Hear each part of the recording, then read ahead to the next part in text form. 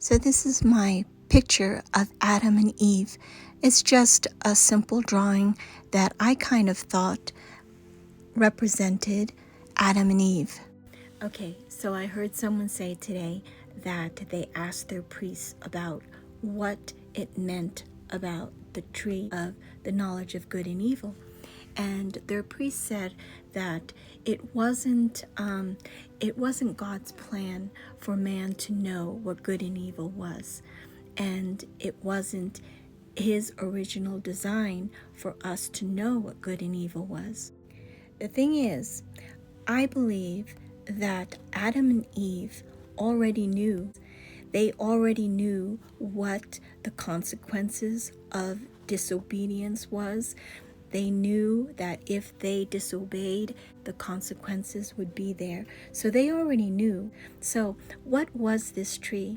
The tree of the knowledge of good and evil is not a tree that will give you the ability to know what good and evil was. Adam and Eve, from creation, always was aware of what good and evil was. If they disobeyed what was being said, and they always had that free will because God gave them a free will to choose. Are you going to obey or are you not going to obey? So they knew from creation, all of God's creatures had the knowledge of the glory of God. So from the beginning, so Adam and Eve were both naked and they were not ashamed. Why? Because they were covered with the glory of the Lord. They were covered in the glory, and they could not see their nakedness. They were not ashamed. So why was this tree there in the first place? Let me read you something.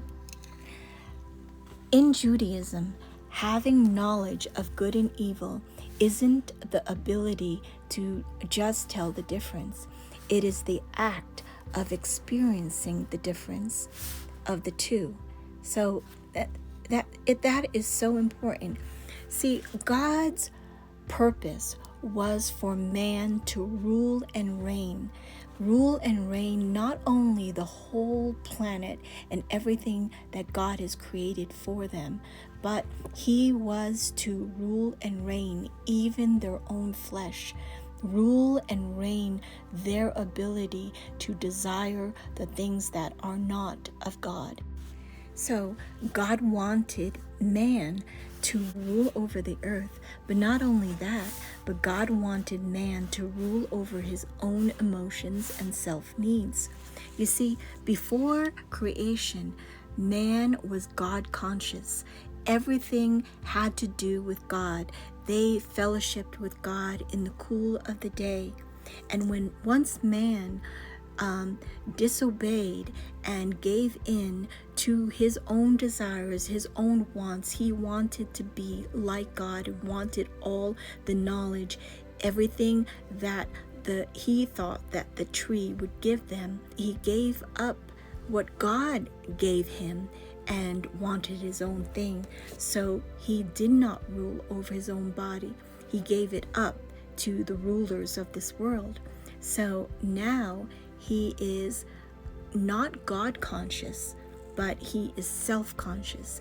Now we are self-absorbed. Now mankind is all into self. No matter what we do, it's all about the flesh.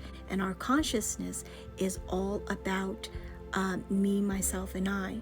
But God wants man to bring them back to its original state, where we are focused upon him, where we are God conscious all the time, where we can have fellowship with God in the cool of the day. We forget that there were two trees in the garden. One was the tree of life, and the other was the tree of the knowledge of good and evil. God wanted man to choose life, and man chose the other. And this sealed the contract, or sealed the covenant of redemption that was going to take place in the later years. So man has a saying, Don't be so heavenly minded that you're no earthly good. But you know what?